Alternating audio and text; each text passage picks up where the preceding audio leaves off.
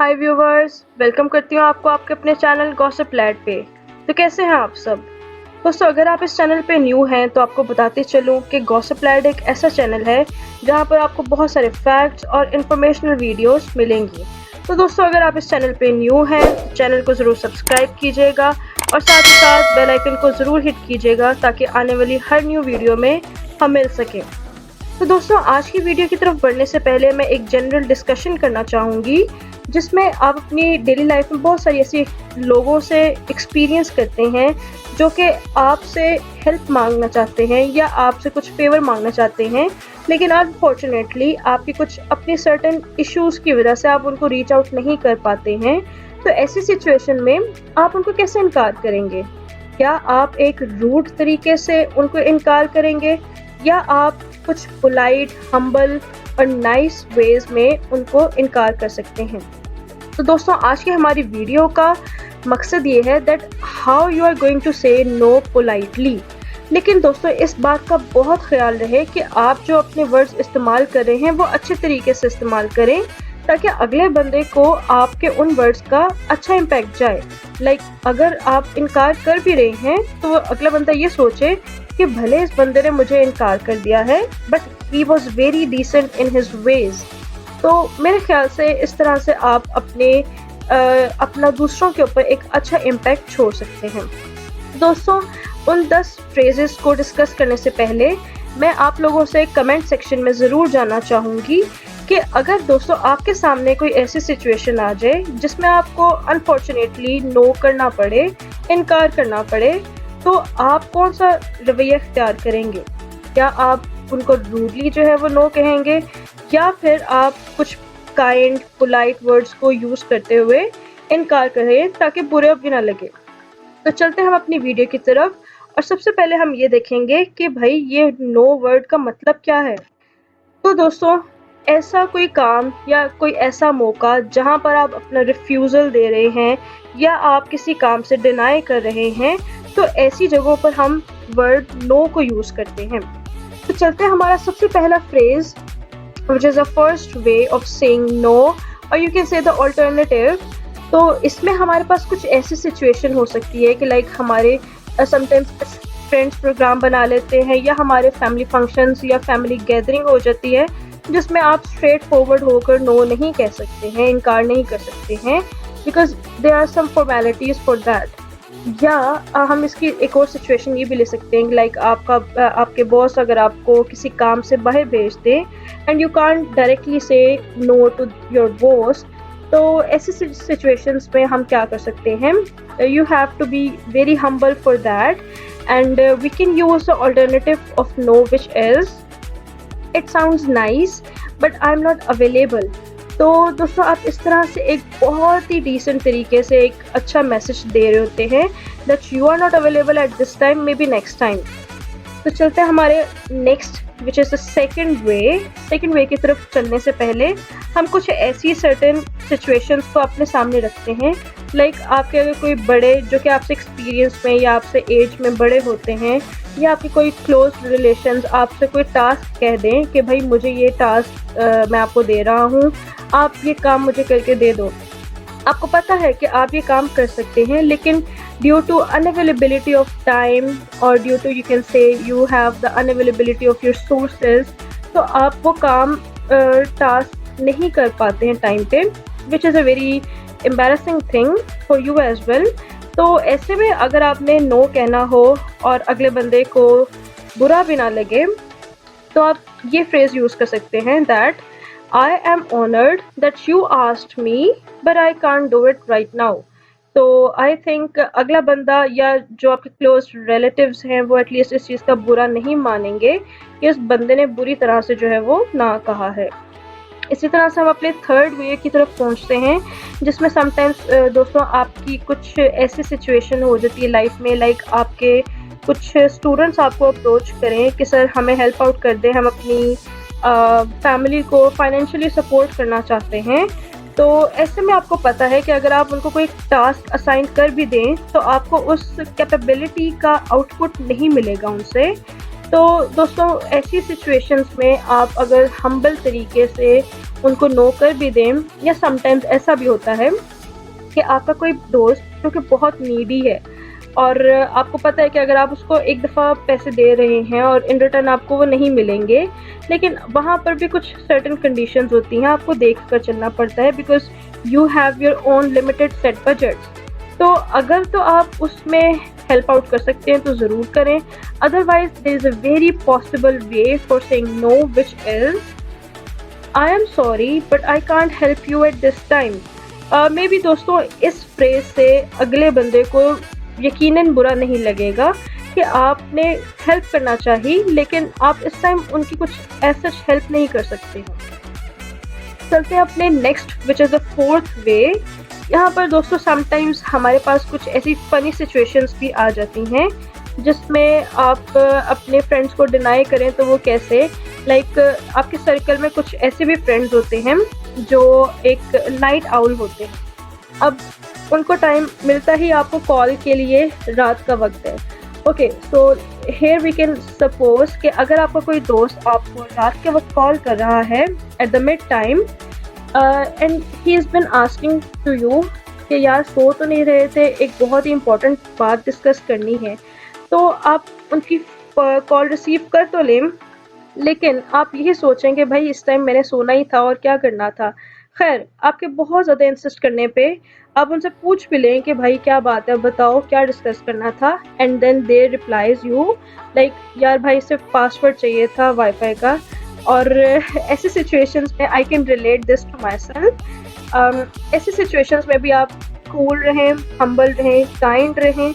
और no, instead of saying no to them straight away, आप ये फ्रेज यूज़ कर सकते हैं like unfortunately it's not a good time. तो आई होप कि आपका वो जो नाइट आउल फ्रेंड होगा उस तक ये मैसेज ज़रूर पहुंच जाएगा कि भाई तुमने गलत टाइम पे कॉल की है, कभी और करना फिर। ओके, अपने next which is the fifth point उसकी तरफ मूव करते हैं। अच्छा, अब यहाँ पर हमारे पास सिचुएशन बहुत डिफरेंट हो सकती है, लाइक आप अपने कोलीग को या को वर्कर को या सबऑर्डिनेट को ईमेल के थ्रू अगर अपनी अनअवेलेबिलिटी शो करना चाहते हैं, लाइक आप उनको डिनाई करना चाहें कि आप इस टाइम अवेलेबल नहीं हैं, तो अगर आप ईमेल के थ्रू भी रिप्लाई करें हैं that should be in a very humble way,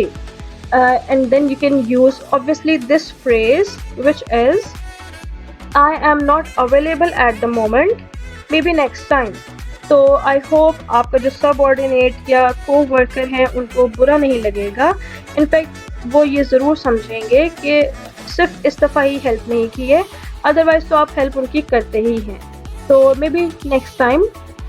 okay, हम अपने चलते हैं सिक्स्थ पॉइंट की तरफ, जिसमें समटाइम्स हमारे पास सिचुएशन कुछ ऐसे होती है कि आपको अगर कोई बंदा आपको कोई काम कह दे जो कि आपको अनएथिकल लगे या इमोरल लगे, या आप उसमें सेटिस्फाइड, इनर सेटिस्फाइड नहीं होते हैं, तो लेकिन आपको पता है कि आप वो काम करने की कैपेबिलिटी ज़रूर रखते हैं, but you know there is some kind of inner satisfaction which is not allowing you to do that particular task. तो ऐसी सिचुएशंस में अगर आपने किसी को इनकार करना हो तो आप क्या कह सकते हैं, unfortunately this is not something I can do right now. तो आई होप अगले बंदे को ये आपका मैसेज ज़रूर पहुंच जाएगा कि आप डिनाई करें, लेकिन आप एक बहुत डिसेंट तरीके से डिनाई कर रहे हैं। तो चलते हैं दोस्तों हमारे अगले पॉइंट की तरफ विच इज़ द सेवंथ वे। अच्छा, अब इस पे हम कुछ ऐसी सिचुएशंस को देख सकते हैं, लाइक आपके फ्रेंड्स जो हैं या कोलीग्स आपके कुछ फैमिली फंक्शंस को या पर्टिकुलर इवेंट्स को अरेंज करते हैं, like marriage ceremony, like birthday party या कोई और दूसरी गैदरिंग हो सकती है। तो उसमें अगर आपको इनविटेशन मिले